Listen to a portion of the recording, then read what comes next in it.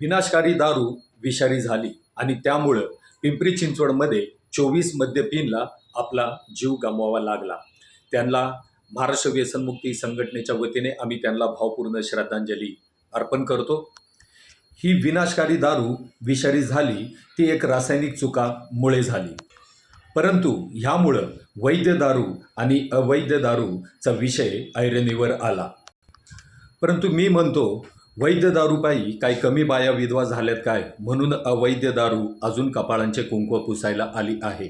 अवैध काय दारूपायी समाजाला ग्रहणच लागलं आहे.